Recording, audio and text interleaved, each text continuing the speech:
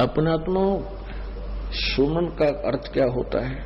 आप जिन उपदेश ले लिया और स्मरण कर रहे हो आप, और साथ में कोई मर्यादा भी भंग कर रहे हो तो स्मरण नहीं लगेगा आपका।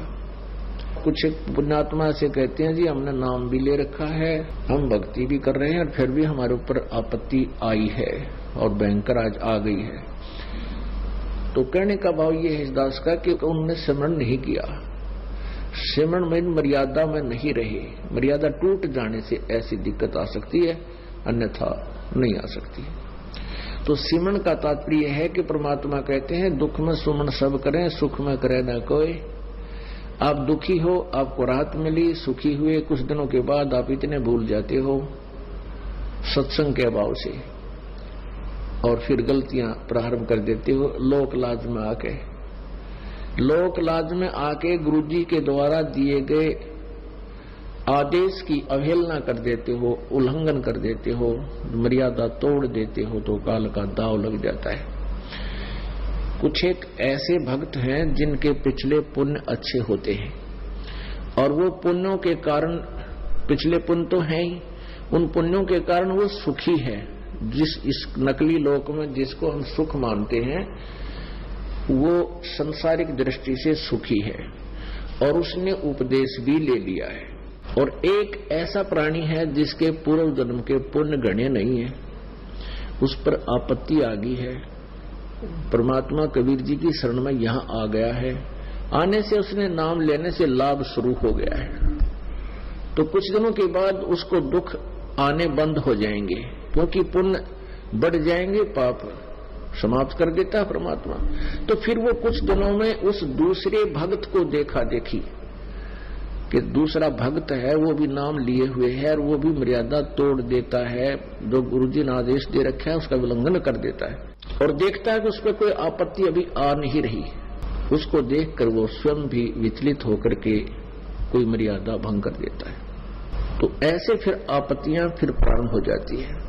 जिस व्यक्ति ने उपदेश भी ले रखा है और नाम भी खंडित कर दिया तो उस पर अब मंत्र उसका है नहीं उसके पास।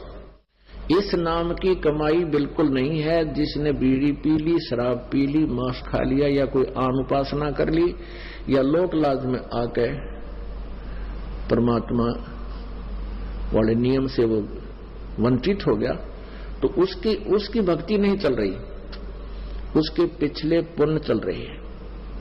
और वो सत्संग भी आ जाता है, नहीं भी आता है, बीड़ी भी पीता है, एक आदमी में गुटी भी ला लेता है और वो फिर भी कहता मैं संत रामपाल का शिष्य हूं।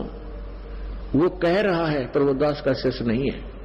हाँ, उसके साथ क्या बनेगी? फिर एक ही दम इतनी आपत्ति आवेगी जब उसके पुण्य समाप्त हो जाएंगे, वो बक्कल उतरेगा और फिर वो व्यक्ति आकर के कहेगा कि मैंने तो नाम ले रखा था जी, हमारे घर पे भी ऐसी आपत्ति आ गई। तो वो ऐसा पापात्मा होगा कि आसपास के क्षेत्र के 10-5 कोई भक्त सारे हो नाम लेने के लिए श्रद्धालु, तो उनके लिए भी वो एक रोड़ा बन जाएगा। यूं कहेंगे देखो उनका नाम ले रखा था, आज उनका इतनी आपत्ति आ गई। तो उसके पास नाम नहीं था भगवान वाला, परमात्मा का प्रोटेक्शन नहीं था।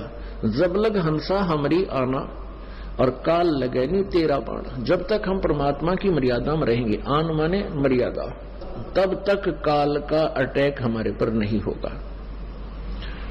तो इस प्रकार हमने परमात्मा की भक्ति के साथ साथ मर्यादा की भी आवश्यकता पड़ती है। जैसे हमने खेत में बीज दिया, संवार भी दिया, बीज भी डाल दिया, डोल बनाई नहीं, उसकी डोली नहीं बनाई, उसके चारों तरफ मेड़ नहीं बनाई, डोला नहीं बनाया, तो पानी डालेंगे वो भी इधर उधर बिखर जाएगा, खाद डालेंगे वो भी इधर उधर बिखर जाएगा, तो फसल नहीं तैयार होगी।